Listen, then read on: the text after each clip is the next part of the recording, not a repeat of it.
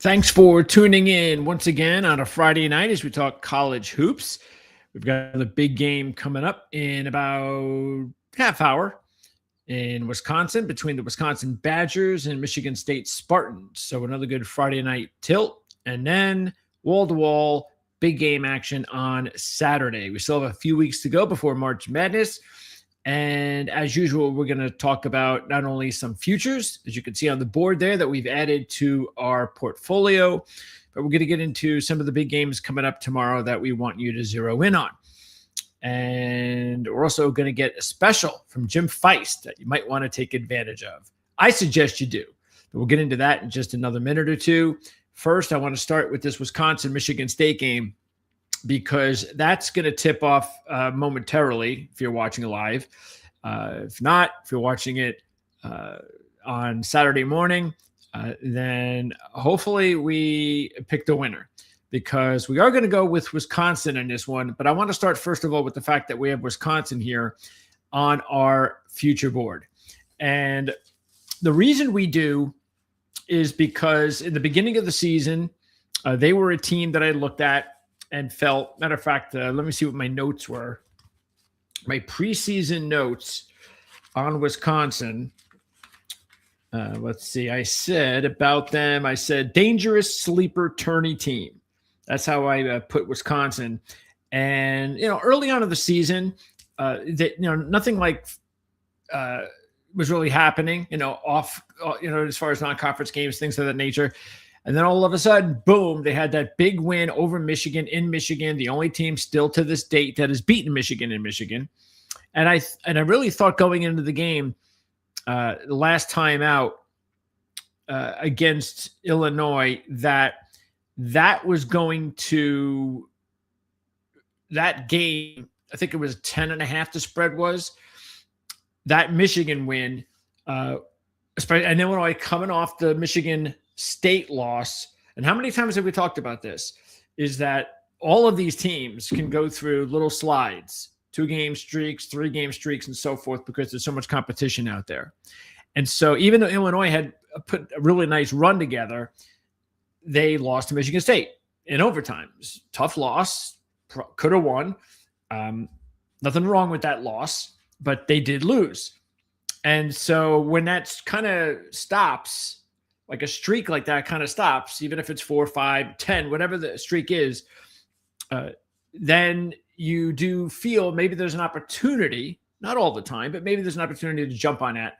And considering it was a big number, and Wisconsin had already proven that they could win games like this on the road, I thought that was a really good wager, because they were 450 on the money line as well.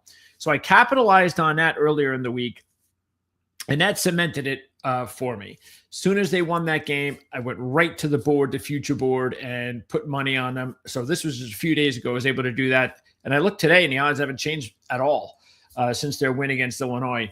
So you can still get Wisconsin in a big number. Look, are they going to win the national championship? Probably not. And I've said this before, that if you're new to the show, anytime that I look at teams for the Final Four, especially these longer shot teams, as you can see here, like Iowa, Nebraska, maybe not as a long shot, UCLA, NC State, Texas A&M, and now Wisconsin. When I look at those Final Four teams, these are teams that I believe, now look, we haven't seen the bracket, but that's why, it's blind faith, that if I can get 5, 6 of these teams in before the tournament begins, or even before I see the bracket, I always, of course, add a couple more teams at that point, then I think, and always, every time you're doing futures, it's about getting the number at a time that you believe you will not be able to get that number when the time comes. In other words, when the tournament begins. And are you going to be perfect with that? No. Not at all, but that's the game we play. So I look at this Wisconsin team, and since I felt that way before the season began, then they come out and they win at Michigan. They win at Illinois. They have proved to me that they have the capability with the coach that they have, and Greg Gard, that they can run, make a nice little run in the tournament depending on the bracket. That's why I have them there at 45-1. And I said, why not I'll throw a couple bucks as well at 150 to 1 to win the national title. Kansas was also added in following their big win against Arizona. And that was sort of like for me, it was the tipping point because they are on a nice streak and we're going to get into their game tomorrow against Iowa State. And I just felt, wow, I'm not going to get 18 to 1 now. And I remember we talked about this a few weeks ago that I wasn't sure whether or not I could bet on this Kansas team to win a national championship. That's the one thing I was just not sure about. But the more I've seen them play and the fact that they were able to get the win without Darren Peterson, that meant so much. And also what I think is important is just listening to Bill Self himself. No pun, please. Say that, look, you're blowing this all out of proportion. That does not surprise me. The media blowing things out of proportion in today's day and age and social media, things getting blown out of proportion. Yeah, I mean, I trust him. You know, you're talking about a guy that, yes, has he missed, how many games he's missed? 11, 13, whatever. Well, 75% of those games, it's an injury. He's got a hamstring injury. So, and he's going to, and it's early enough in the season that they're not going to rush him back. So maybe you miss an extra couple of games. And so where were the other 4 games? Oh, he had some illnesses. And that's where the skepticism, oh, what is he really ill about? Well, Bill Self said it. And I believe him when he talked about the kid is ill. And when he goes out there and he tries to give it a go and he can't go, I know what he's going through. If he says he's dizzy and the doctors say he experienced some dizzy spells, I'm not putting him out there on the court. And I trust Bill Self. Now, we could be wrong. I could be wrong. Bill Self could be playing us. I'm willing to take that chance. This is why it's called gambling. And I'm willing to take the chance because if he's right, and this is not a divided team, and this is now a stronger team because everybody's trying to rip them apart from the outside. And they've already proven they can win without Peterson, their star player. All of this, and they've got a championship coach. All of this is good news for me. That's why I went ahead and laid it on the line with Kansas. Now, let's talk about the game. Actually, you know what? Before we get to the games, including tonight's game between Michigan State and Wisconsin, let's hear from my man, Jim Feist. I have a special. JimFeist.com. Write that down, JimFeist.com. I have a special. This is a conference game of the year. $15. Go to JimFeist.com and you'll receive the conference game of the year this Saturday. $15. See you soon. Thank you. All right. I have a special. JimFeist.com. Write that down. JimFeist.com. I have a special. This is a conference game of the year. Down. $15. Go to JimFeist.com. JimFeist.com. And you'll receive the conference game of the year this Saturday. Game of the year. $15. See you soon. Thank you. Okay. So there you go. Jim's got a conference game of the year. Now, I have no idea what it is. So I do not play my partners like that. In other words, I don't go, hey, man, give me all that inside information that people pay money for. I want it for free since you're my partner. I don't ever say that. Now, if I want the stuff, he'll give it to me. If I say, hey, Jim, what's the pick? He'll give it to me. But I'm not going to go down that road. So anyway, I know I should probably take advantage of Jim and his awesome expertise and all of that. But you got to draw a line when you're a business partner and a friend. And I'm happy to be able to say that at this point in our relationship. So, but I have to guess. I'm going to guess which one that is. And the only thing I can guess is which game do I like the best this weekend? And most of these games are conference games. So it really doesn't, I mean, even though there are some matchups starting this weekend where we're going to be getting some Power 4 crossovers. So I thought that's kind of interesting. Remember we used to have, what was it called? Bracket Buster weekend or something like that. And I have no idea why they stopped that. That was awesome. Not everybody did it. You would have like 30 games and there was a lot of it was like mid-majors top teams from each mid-major going up against each other. And I thought those were great ideas. This was like an opportunity to put that on the calendar, put it on whatever sheet you have at the end of the season, the committee, and they're going over, the positives and the negatives. And they could look at a bracket buster game and say, oh, so-and-so beat so-and-so. I don't know why they stopped that. Do you know why they stopped that? If you do, let me know, because I don't know why they stopped it. I wish they wouldn't stop it, or I wish they wouldn't have stopped it. But anyway, at least they are coming back with some of these games like this. And we're going to see Michigan and Duke, I think, in a week? It's soon. I don't know when it is, but it's soon. So maybe it's next week. Michigan, Duke. It's going to be, I think it's at Washington, D.C. So it's a neutral court, which I think makes a lot of sense. And wow, that's going to be a good one. So yeah, I like that. I like when they throw in these non-conference matchups, just a little bit here and there. I prefer if it was just on one Saturday. At this time of year, it'd be perfect. First, second weekend of February, I think would be perfect. Because this is another thing that I want to throw in there from my years of experience. And that is, you have try and keep in mind that we're now getting to the point of the season where some teams are already, like the players especially, they know they're tournament ready, or they know that we're going to the tournament. All right. So, and maybe the only thing we have to play for now is seeding, or hey, maybe we're playing for a championship, a conference in-season, regular season championship, which does have motivation.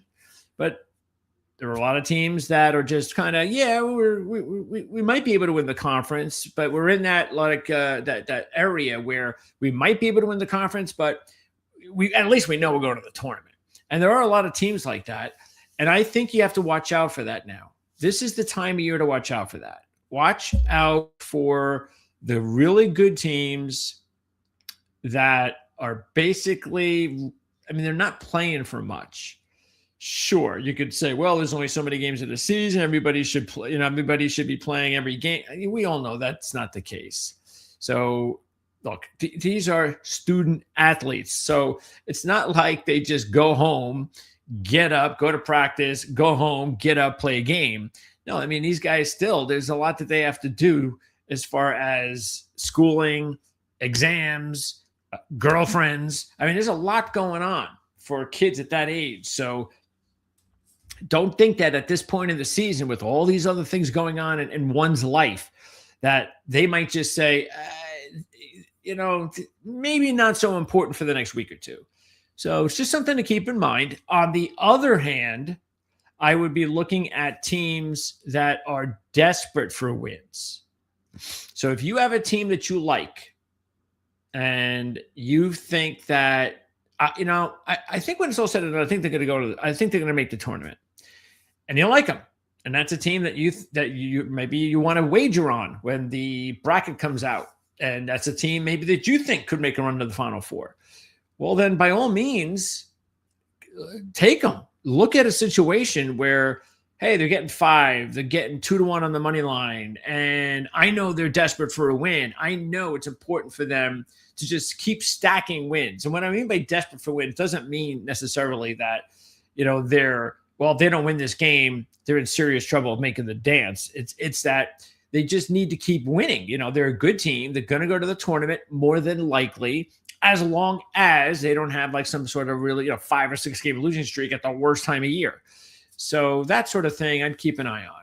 And I just think it's the perfect time to do it. And look, I think one of the prime examples could have been the game earlier in the week. What was it? Monday night, Michigan Northwestern.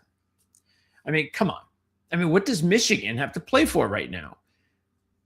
We talked about their schedule. I think it was last week. They had really good games. They had just played some really good games, and now they have upcoming really good games.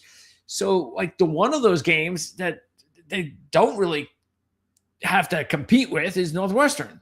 So you can see why, even just in the normal situations, that they would just have an off night. And as soon as they got down at halftime, down by 16 or something, it was like, oh, okay, well, now we have something to play for. Let's go get them. That's kind of the way I saw that situation there against Northwestern. Anyway, that's what I would look out for It's not an exact science. Nothing is in handicapping, just something to keep in mind. Okay, so the game, Michigan State and Wisconsin, coming up in just a little bit. Michigan State's a 2-point favorite. The thing I really like about Michigan State is point guard Jeremy Fears, and this is the reason why we have Michigan State as one of our future plays. As you can see here, we had them pretty early in the process at 40-1. I still think they're a decent number now. I don't even. They might still be about 25-1. I don't know. I kind of understand it.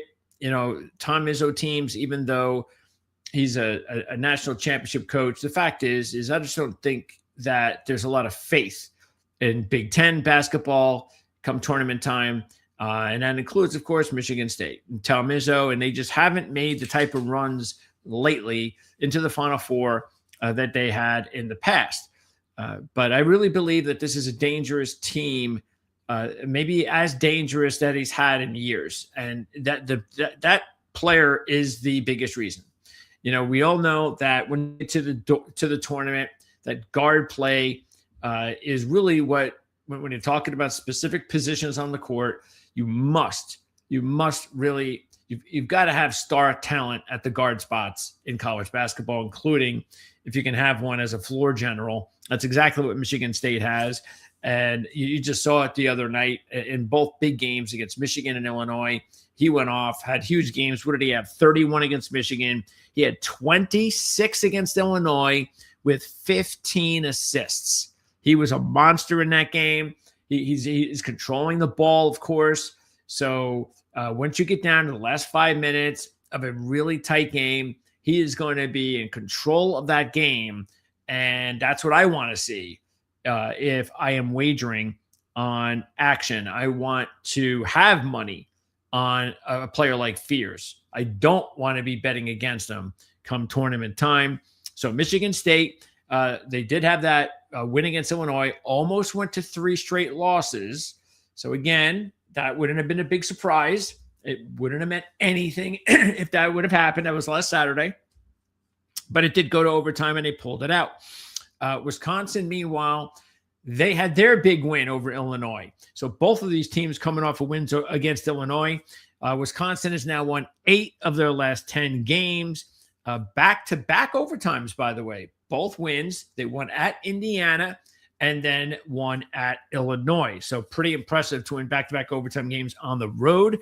As I said, they have a really good coach in Greg Gard. So, and he's done a really fine job the last couple of years of transitioning his team. And it takes a lot of faith in your own abilities as a coach. It also says a lot that you're not pig-headed enough at this point in your career to think, oh, I got things. I'm just going to keep doing them the way I do them, and that's all. It's successful. And no, Greg Gard realized that, the slow pace, the manner in which that they were playing just wasn't the type of way of playing that Wisconsin and Gard felt was going to help them make runs deep come tournament time. So they picked up the pace. They're a completely different type of offense the last year and a half, and we're seeing that again this year. And I really like this year's team. Speaking of point guards, what a really good battle you're going to have tonight. Nick Boyd, the point guard from San Diego State, and he was with FAU when they made that run a couple of years ago to the Final Four. Nick Boyd was the starting point guard. Goes to San Diego State. Now he's here at Wisconsin. And he is a really good player. So John Blackwell, by the way, played for Wisconsin last year. He was about 32% from 3 last year. Now he's up to 37%. Big boost. His average is also, of course, since the 3-point percentage has risen, so has that point per game. He has gone up to 18 points per game right now. So they also have size, and that's, of course, very important in today's game as well, or at any time when we play basketball. Let's just be real. It's great, like I said, to have great guard play come tournament time. But if you can have a combination of really good guard play and size, you've got something. And coaching, and that's what I like about Wisconsin. I think they've got all of that. If you look at it, they have 3 players on the team, 3 key starters / role players that average 6'10" or bigger. So that's helpful. And that includes the transfer from Portland, the kid Rapp.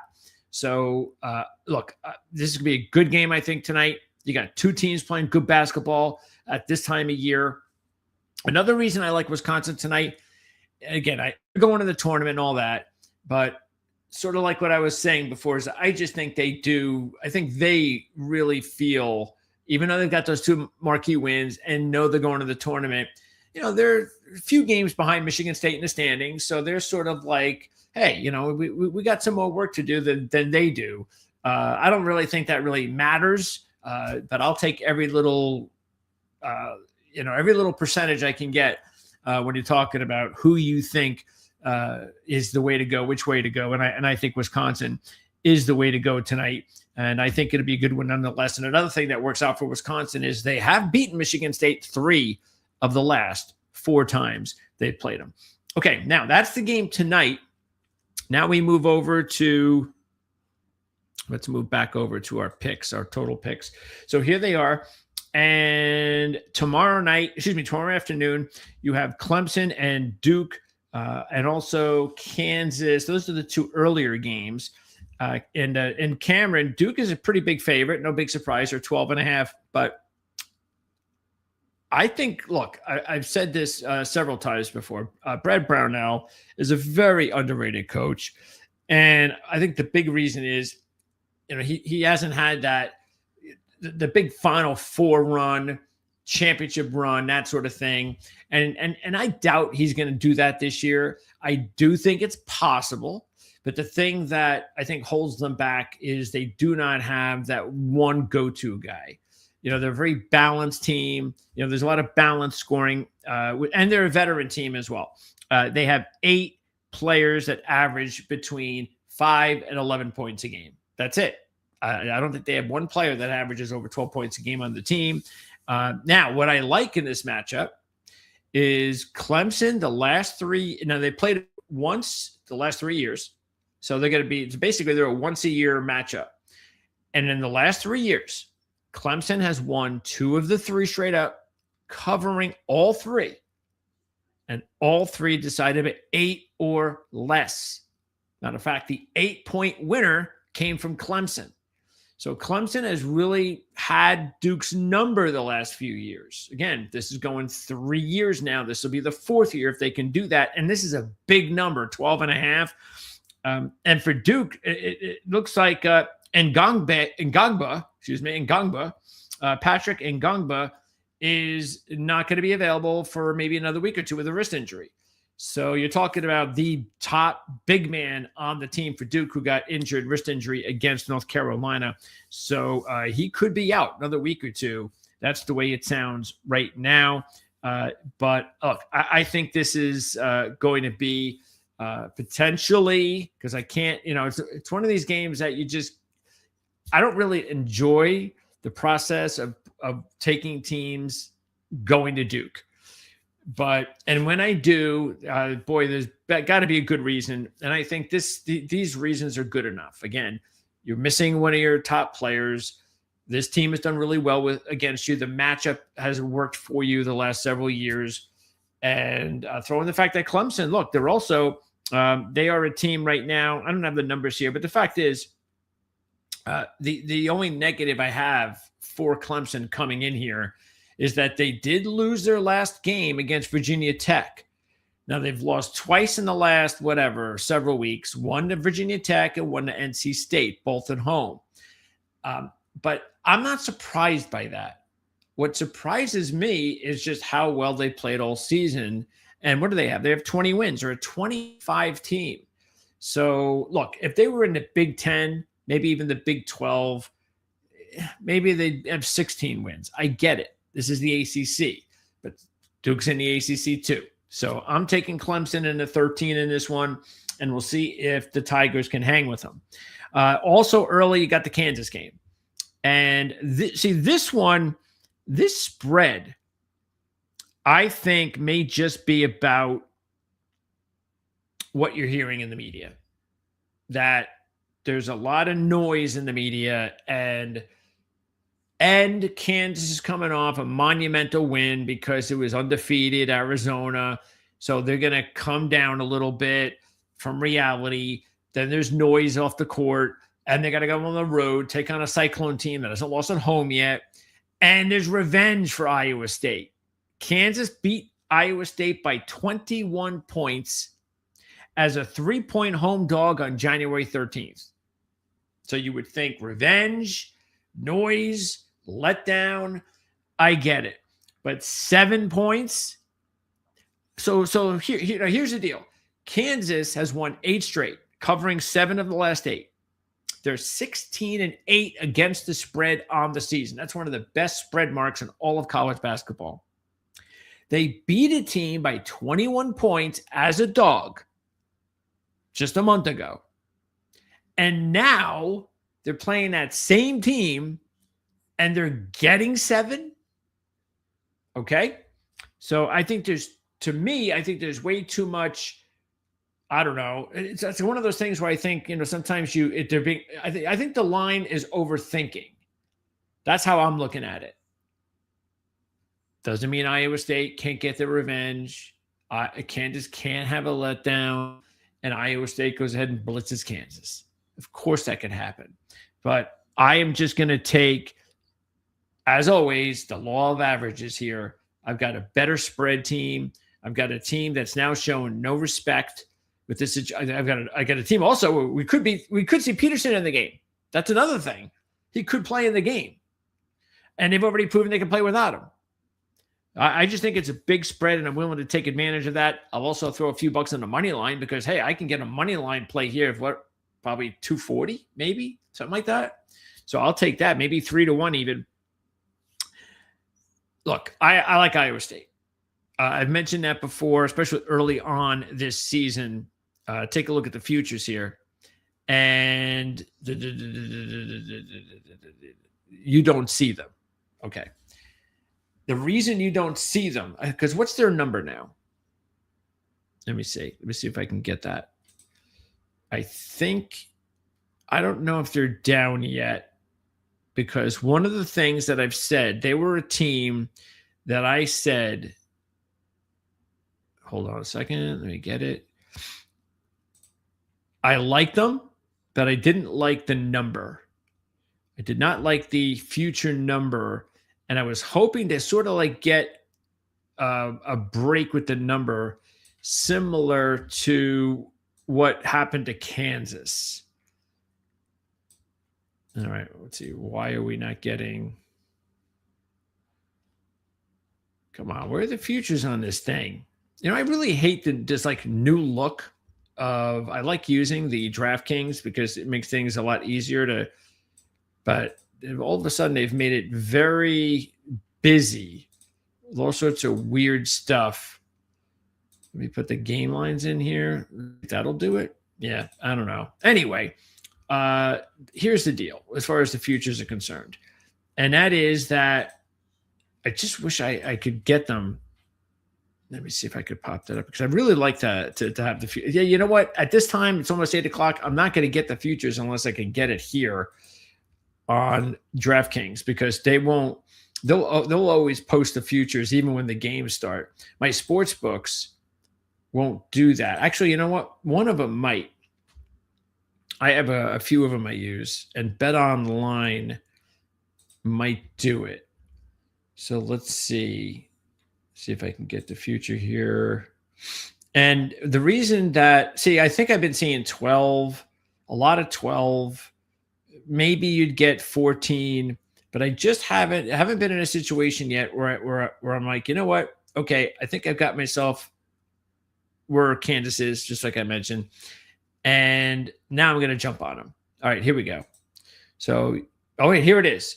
So now this sports book has Iowa State up there at 18-1.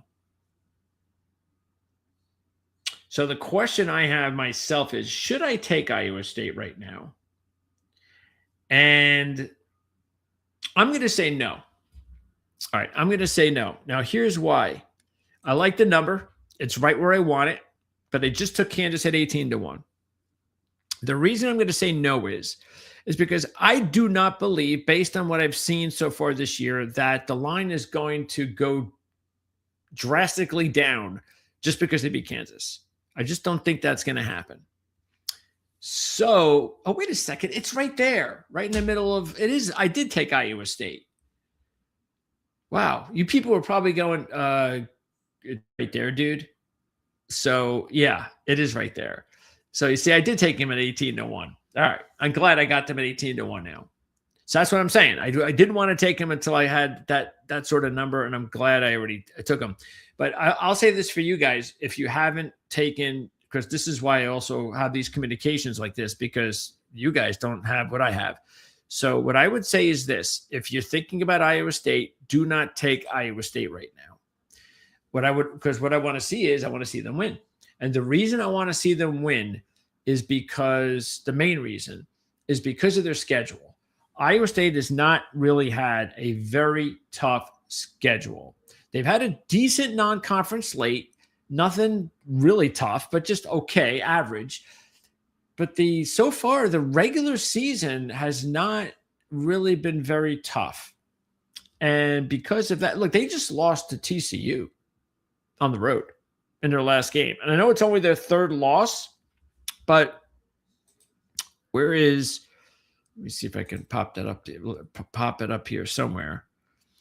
Anyway, their schedule, when I was going through it, I was realizing, good team, dangerous team. I feel the same way. I felt the same way. Actually, I felt even better about Iowa State than some other teams, like even Wisconsin, dangerous, sleeper type.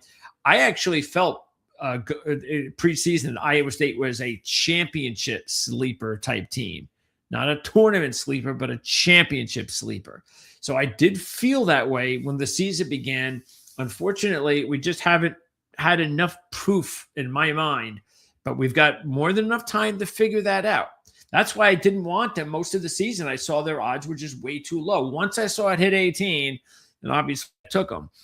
But they've had three significant wins, and none have occurred in the conference. So they had a win against Purdue, a win against Iowa, which is okay, and they beat St. John's.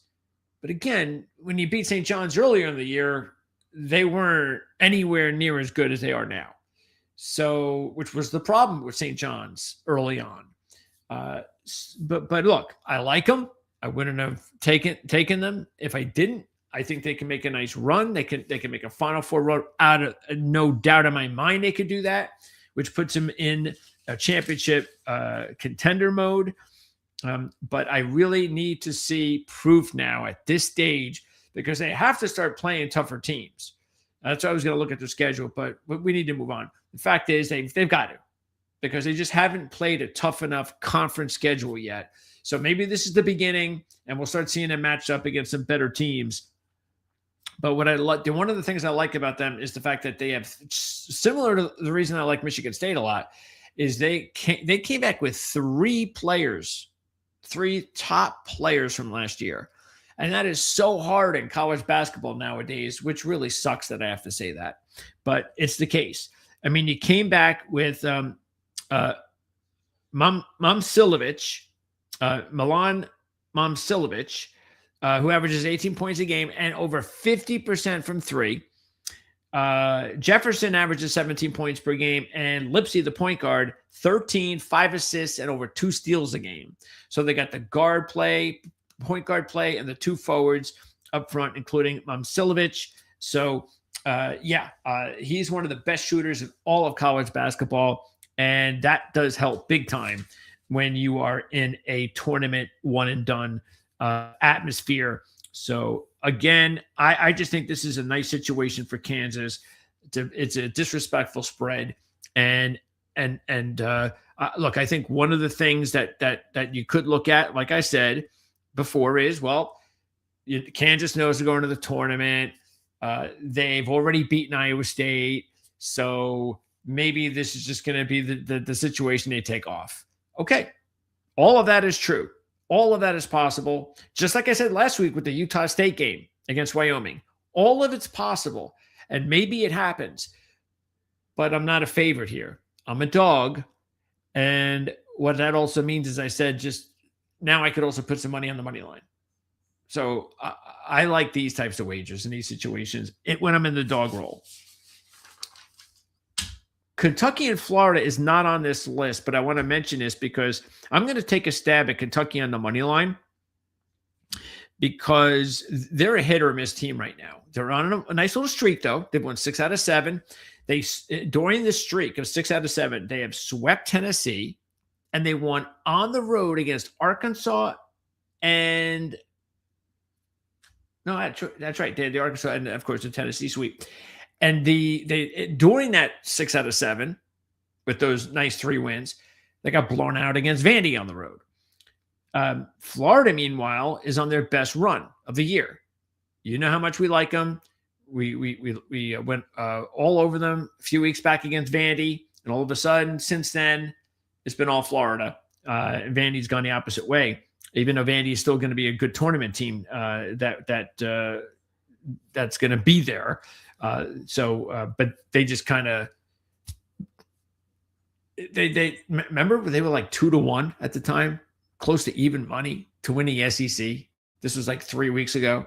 This is why I always say about futures. I don't like taking. I mean, I just don't see any reason why you would want to take a low number on a future. The only times that those work are like in golf with Scotty Scheffler. And even that doesn't work. Look at the way he's playing this weekend. And he was 3-1. So it's just why? You've got more than enough of the season to go. Why would anybody want to put 2-1 money on Vanderbilt to win the SEC? This doesn't make any sense. So, yeah. And now we're seeing that Florida has definitely put together once more a team that can contend for back-to-back championships. They did it before. They can do it again. And I'm serious about this. I mean, this is definitely, if you look at it, because I don't think I have Florida. Do I? I don't think I have them. Let's see. No, maybe I should look at it real slowly now. No, I don't have them. But I really, I'd like to know what they are right now because they are at that point where I'm pretty close to taking them. And I'm not worried about this game. Again, this isn't going to change their future number, but I'm starting to now get that feeling that watch out for Florida. You know, the thing with Florida though is that when you win a national championship, and they were better last year. Okay, they just were. Last year's team would beat this year's team.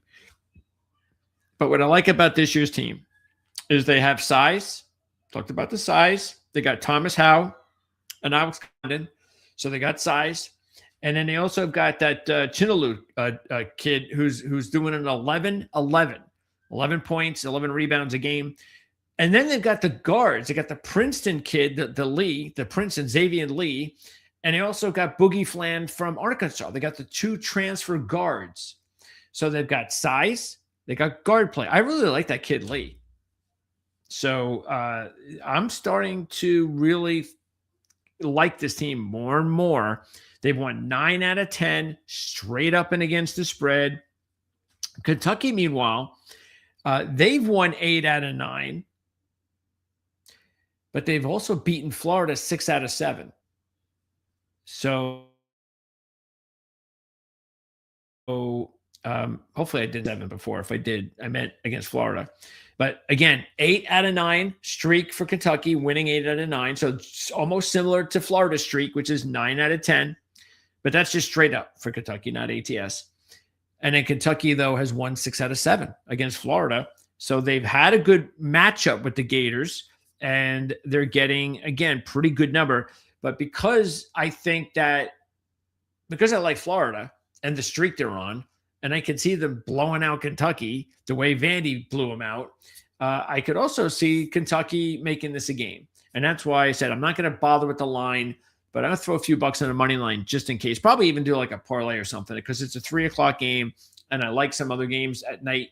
So maybe what I'll do is start off with Kentucky on the money line and add a couple of teams in a parlay or something like that to juice up the number. Look, the thing about Kentucky is they've got Ortega-Oweh, so they do have that guy that some of these other teams don't have that I've mentioned. Clemson doesn't have a guy, a go-to guy. And I'm not so sure Arizona does as well.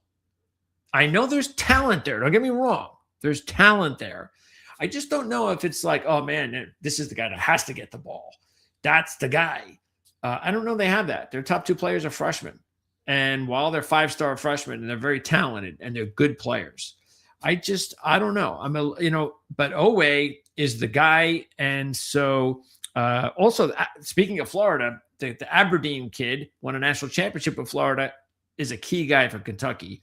So that'll be nice to see how he responds coming back to Florida. So, look, it's a big number. It should be. Florida's playing great ball right now. But like I said, I think Kentucky wouldn't be a bad money line play just for the heck of it. Louisville and Baylor. This line went up to 6.5. You might want to take it now before it keeps going up. I don't think it'll keep going up because Baylor, maybe this is the first time this season where Vegas has kind of woken up with Baylor. Just a couple of weeks ago, Houston was like a 1-point favorite at Baylor, which was laughable. And it's just that they've got a great reputation and Scott Drew and all that. But I'm sorry, this is not a good Baylor team. It's just not. They're 2 games over 500. That says everything. Meanwhile, Louisville, after getting beat up by Duke, when Mikel Brown came back, and second day, I think he came back. And that was a game we actually had Louisville at Duke. And then they got blown out at Cameron. And since then, they've won 4 straight, all by 8 or more. So, and by the way, Mikel Brown, 45 on Monday against North Carolina State. They had a winning streak going, NC State, best basketball they played all year. We put them on our future plays you saw last week for a reason. And Mikel Brown took over, and it was a one-man show, and they just were incredible the entire night and blew them out. So Baylor, meanwhile, one of their key rotational players, Dan Skilling, guard, he may not play. Keep an eye on that. So another potential reason to like Louisville. Baylor is 2-6 straight up in their last 8 games. So it's a big number, but I'm okay with it. The Purdue game. Now, this is going to be, if I had to pick like the best game I'm going to go with, it would be, I would go Wisconsin, Purdue, and Kansas. Those would be the 3. Wisconsin, Kansas, Purdue. And then Santa Clara and Texas Tech would be next, with Virginia and Clemson. So with this Purdue team, another team that went through a 3-game losing streak. Okay, what happened after the 3-game losing streak? They've won now 3 straight. And they've won 3 straight, including a huge overtime win at Nebraska on Tuesday night. So big surprise that they have righted the little ship after it went off course for a little millisecond, but they're just fine. And this is another team like Michigan State and Iowa State that brings back veteran players from a winning program last year. And that's why I like Purdue a lot. That's why I had them in the futures real early on, even though I can get better numbers now. And because I think Purdue will definitely outperform their regular season. Now, even though they're 20-4, but in my mind, I mean, the way I believe in Purdue, I think they are, and I got to see the bracket, but they are definitely going to the Elite 8. I don't need to see the bracket to know they're going to go to the Elite 8. And depending on the bracket, they're going to the Final Four. It's going to, again, the bracket will determine whether or not I have them in the Final Four. But if I had to pick a Final Four right now, I would be saying Purdue. It's going to be hard for me not to put Purdue in there. So, and I do believe, and the Big Ten has had a lull for a while. Maybe a lull is a nice word to say because it's been a while. Let me get the exact. Let's see. Do I have the? Yes, here it is. Big Ten. We have not seen a Big Ten team win a championship. Where is it? Here it is. 2000. 25 years. Michigan State in the year 2000 won a championship. It's really shocking. That I think that's going to come to an end. I really do. I think the Big Ten now. I really believe the Big Ten is the best conference in basketball this year, and we've seen it in football, and eventually it's making their way to basketball, and because it's all money driven, it's the same universities, the same programs that are getting all the money for basketball or for football. Same thing for basketball. You have to divide it a little bit here and there, but it's not surprising. So I really think the Big Ten is going to win it this year. And that's why I want to gobble up these Big Ten teams like Wisconsin I just mentioned. And I like Purdue a lot. And Iowa, I have on the board as well as a team that might be able to make a run. Now, the thing with Iowa, though, is they'd really have to get a nice bracket. They'd have to get a situation where they're playing the perfect opponents. And they also have to play their best basketball at the right time. Look, they got a first-year coach. We've talked about how the system is completely different, and it's good for Iowa fans. But look, the thing is they got one player that is basically a star player for them, averages 20 points a game. And that can be good. You want the man. They've got the man. But they don't have enough balanced scoring. That's definitely a problem. And they also, if you look at it, Iowa has not had a signature win this year. I mean, the biggest win they've had this year is at Indiana, which we had a couple of weeks ago. That's it. That's their biggest win of the year. But they have covered 15 of 24, which is nice. And they had a 6-game win streak snapped on Wednesday, which could be good, but not when you're a 10-point road favorite against Maryland. So, yeah, that's a little bit disappointing. Purdue, meanwhile, has beaten Iowa 5 straight times that they played them by 7 or more, and all 5, including a 7-point win as a 10-point home favorite in early mid-January. So, yeah, I look, this is one of those deals where I don't think you have to. I just think Purdue, after the 3 losses, I think it's still fresh in their minds. They're now back, getting on a little bit of a run now. That's not going to stop. Iowa just had a bad loss, similar to Iowa State having a bad loss to TCU. So I'm taking the teams that they're playing, but I definitely like Purdue here. Only have to give 1 point in this matchup. And then we move on to the later games. I do want to throw in one of the games. There's 2 games at 6:30. One's on the board, Texas Tech, Arizona. Of course, I'm back with my Red Raider team. And this is the perfect game to do it because they're going to get a good number on the money line. I got a big number here. I know Arizona's one of the top 2 teams in the nation, and they deserve to be that. But they are coming off a loss, as I started the show talking about this. So be wary of teams coming off losses, especially this late in the season when you're undefeated. Because every time they go out there, they're fighting for that undefeated. So there's extra motivation to stay undefeated. When you lose that first one, it's sort of like not a relief, but it's sort of like you kind of you're that specific drive in mid-February kind of goes away. Now it's like, okay. Now it's about, let's just make sure we win the conference championship. Oh, yeah, but we could still. So this is the other thing. When you're talking about winning regular season championships. Oh, those are nice, but it's always like those conference tournament championships that always seem to be nicer. So yeah, another reason to think that, hey, is it possible Arizona could have a little bit of a letdown here? Absolutely, it's possible. And I can at it from the opposite side. I'm getting 10 and I'm getting a good number on the money line. I've said enough about Texas Tech and how I feel about them this year.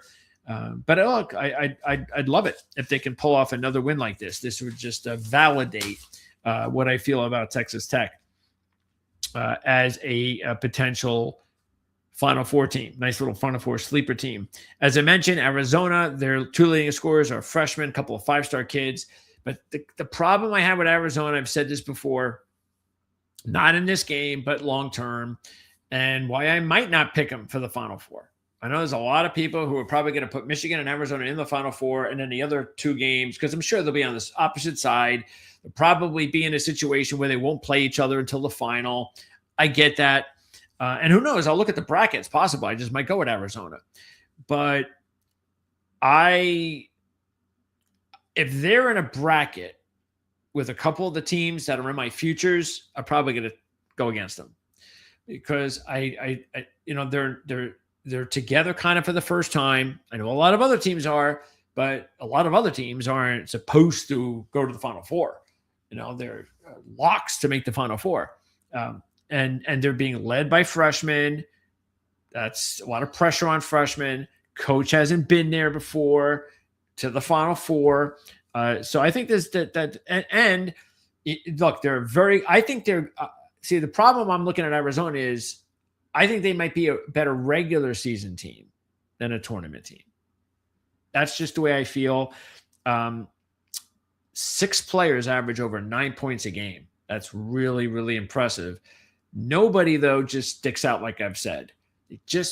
I just wonder if that could hurt them come tournament time. But this is not the tournament yet. And who knows? Maybe we'll see Arizona rebound from their first loss and take it out on Texas Tech. But I think this is a good time to roll the dice on the Red Raiders, including the money line. A couple other games I think you should just look out for around this time. Yale and Harvard. These are probably going to be the teams that will play in the championship game who will determine who gets the bid. Of course, Yale has kind of owned the bid in the Ivy for the past 6 years. Nick Townsend is having another good year for the Bulldogs. Harvard, meanwhile, of course, Tommy Amaker always does a good job there. They've won 6 out of 7, including beating Yale. They upset Yale on the road as an 11-point road dog on late January. Their second straight win against Yale. And look, they've got 4 double-figure scorers. Yale has, I think, 4 double-figure scorers. So it's a pretty even, nice little matchup with 2 really good. So keep an eye. I don't have a line on that one yet. But I would think Yale will probably be something around a 3-2-4, something like that. But I think splitting the series makes sense to me. I would think Yale may not be a bad play to get their revenge on Harvard. Tulsa, Wichita State's another game you might want to keep in mind. The American, they're South Florida. I had them on Monday night at Wichita State. And I think South Florida is going to win that conference. And I don't think you're going to see another team in the Big Dance. Now, I hope South Florida wins the tournament in the postseason tournament. So there's not, a bracket stealer, that sort of thing. But, I don't see a second team. I just don't. But these are 2 teams that could be there in the championship game with South Florida, Wichita State and Tulsa. And Tulsa, a lot of people thought Tulsa could be like one of the worst teams in the conference. That's the thing about nowadays with the portal. You just have no idea in some of these leagues. But Tulsa's beaten Wichita State 3 straight up ATS, including earlier this month, beating them by 5 at home. So Tulsa surprising a lot of people this year in the American. We'll see if they can keep that up. And speaking of the American, Memphis, speaking of surprising, Penny Hardaway's Memphis Tigers, almost like a given that they would, they'll probably run away with this division, this conference. And, if not, if they don't win the conference tournament, they'll get the at-large. No, this has not been a good Memphis team. And the reason is because they haven't proven they could beat, like when the non-conference schedule, they like lost every big matchup.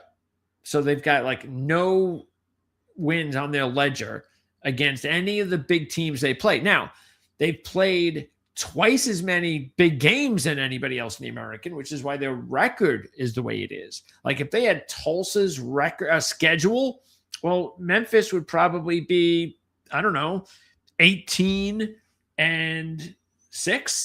Instead, they're 12-12. Memphis. So, but again, this is the American, and come tournament time, AAC tournament time, they could still be a team that you don't want to play. They're playing Utah State on Saturday night. You know how I feel about Jared Calhoun and the Aggies.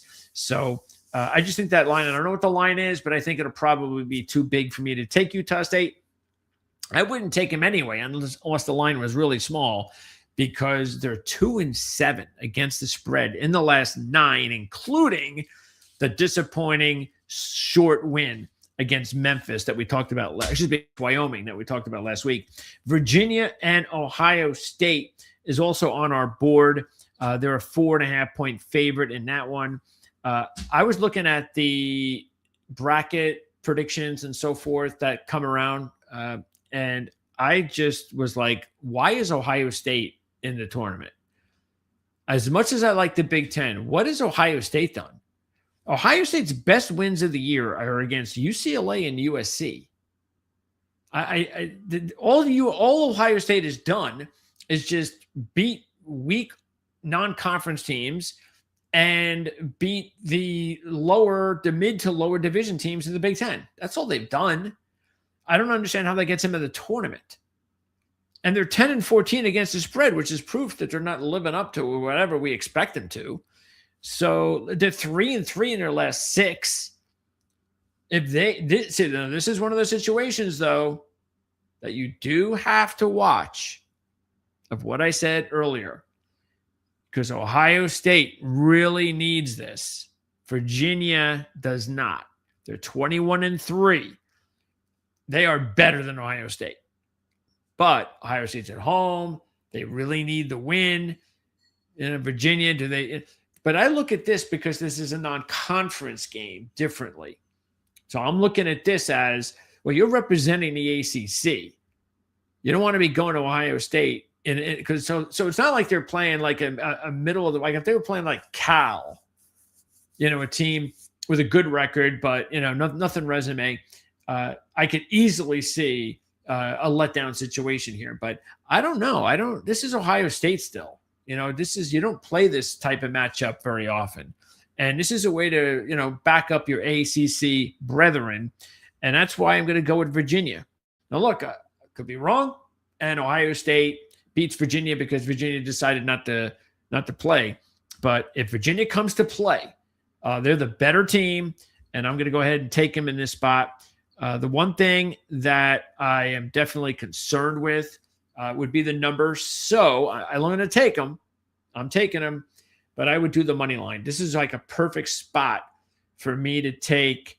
What was the other money line play that Kentucky. What I'll probably do is do Kentucky money line with Virginia money line, and then try to put something else in there. Maybe Santa Clara as my third team because they're playing late on Saturday night. Of course, I need Kentucky to win. That's the hard part. But I'd be a lot more. I'd like the money line better because Virginia just 1-5 ATS in their last 6, all as favorites.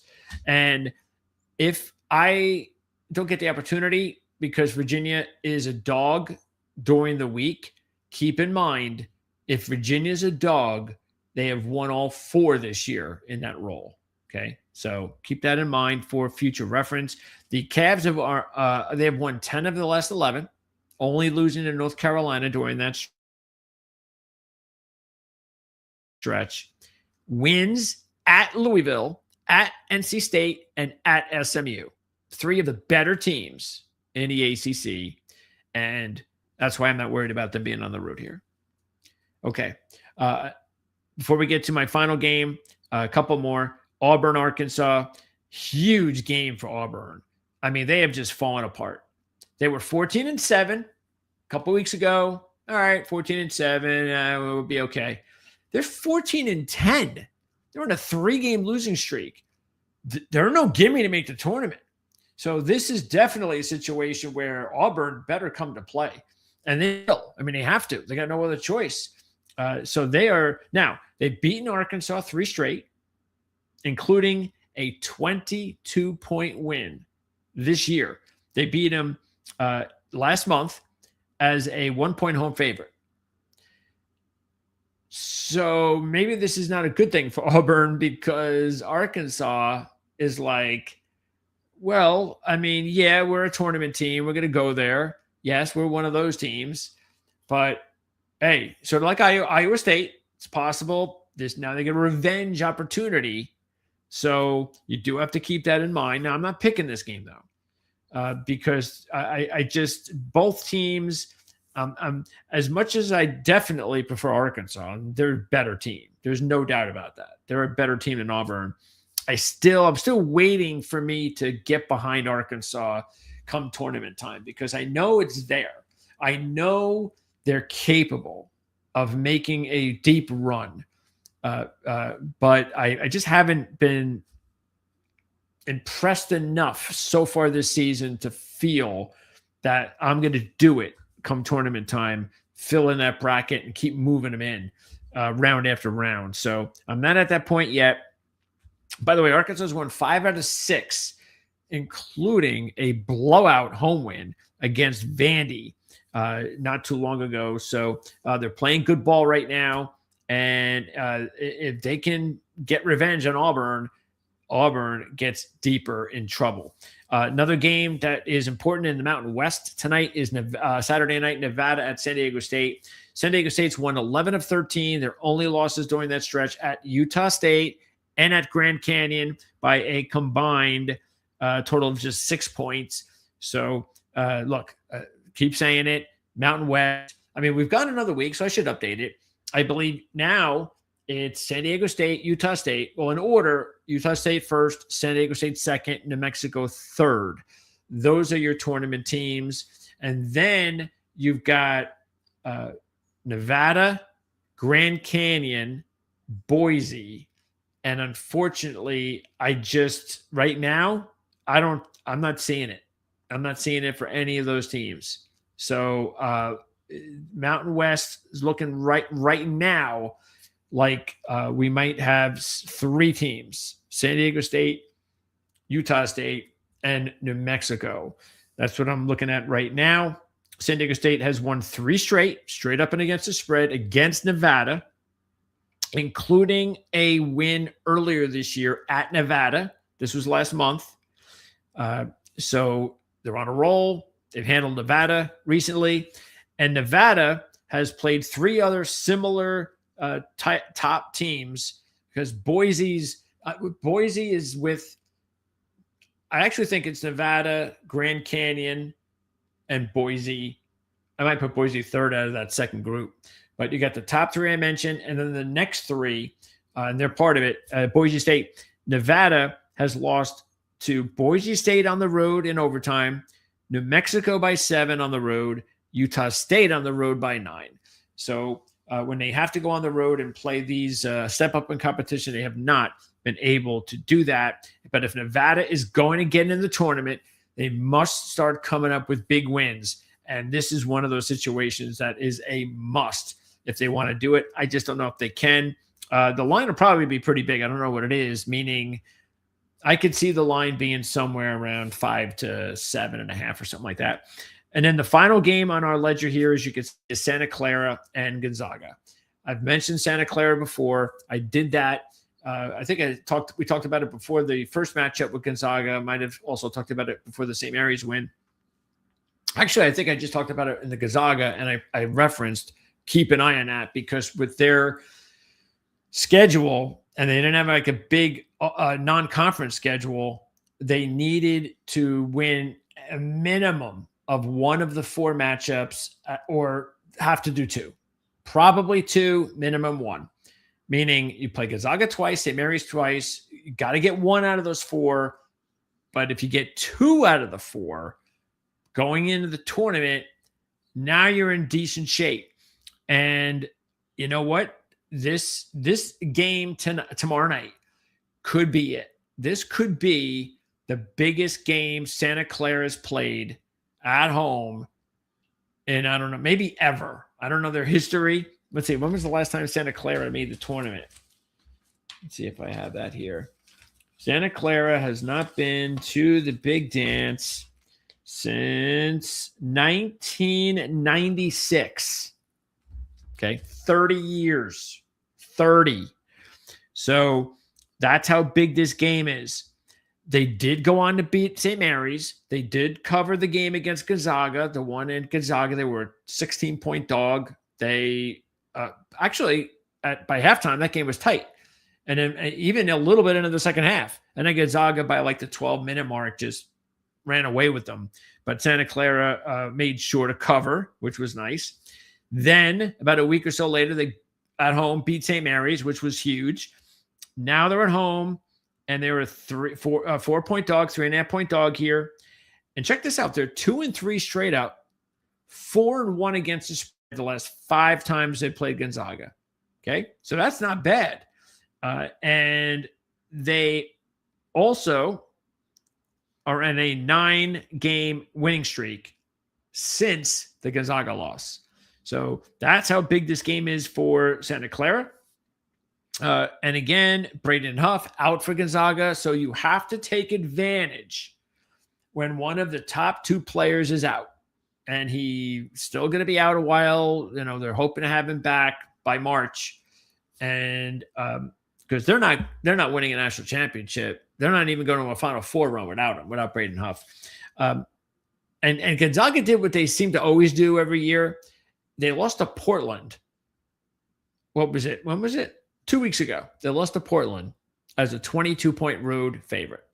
And that's what Gonzaga does like every year. It's like when they play these types of games, like hey, San Francisco, are they going to make that next step? And they got Gonzaga at home, or Santa Clara maybe, or those types of teams. Oh, it's a big year for Pacific, and oh, they're at home against Gonzaga. They always seem to win those games. But then when, it's one of the weaker teams in the league, and they're a 25-point favorite, 20-point favorite, it's usually win and lose. But that's what happens. It seems like once a year, they'll like lose these games. They're like, how do they lose that game? But that's what they did. But I don't think it means anything in this situation. I just figured I'd mention it. It's their second loss of the year. The other loss was when it got blown out by 40 to Michigan. So, yeah, this should be a really fun atmosphere. It's a late game, of course, Saturday night. I'm sure it should be on TV. You should get some sort of ESPN coverage, especially how important it is. Look, they don't have a major stadium or anything like that. But still, even if it's just, I don't know what it is, 5,000, 4,000, whatever they fit in their gym, it should be a madhouse. It should be great atmosphere.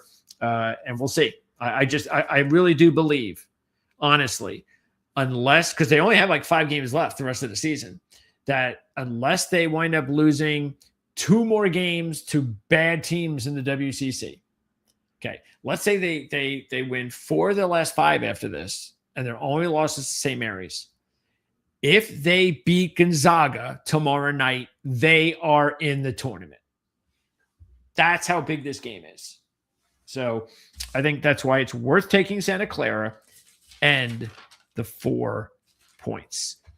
And that is going to wrap it up here on our show. So I will be back again next week, every Friday. We're getting to the point in the schedule where I'll be joined by, matter of fact, next week on the Playbook ATS podcast. You can check that out every Thursday at 1:00 with Andy Iskoe, Mark Lawrence hosting, of course, and Jim Feist. So we are going to get into college basketball now. The football season's gone, so it's hoops time. So more college hoops talk every Thursday at 1:00. And then hopefully I'll at some point, once we get into March, I'm sure I'll be doing some videos along with Jim like we did last year because once we're in the March, especially once we get to like mid-March, then it's almost like we're doing shows every other day. So there's a lot to talk about in college basketball, of course, in March, but we're still humming away here every Friday night, getting you ready for the weekend. We hope you like it. Let us know what you feel. If you have any games you want us to handicap, anything at all, any questions, just let us know in the comments section. And we will see you again next Friday to talk more college hoops. I'll see you, some of you guys, tomorrow, probably around 2:00 in that range, with our first NASCAR qualifying report. We'll get ready for the Daytona 500 on Sunday. You can catch us every Saturday whenever there's a race on Sunday for NASCAR, every Saturday for our qualifying reports right here on Proline TV. So again, have a great weekend.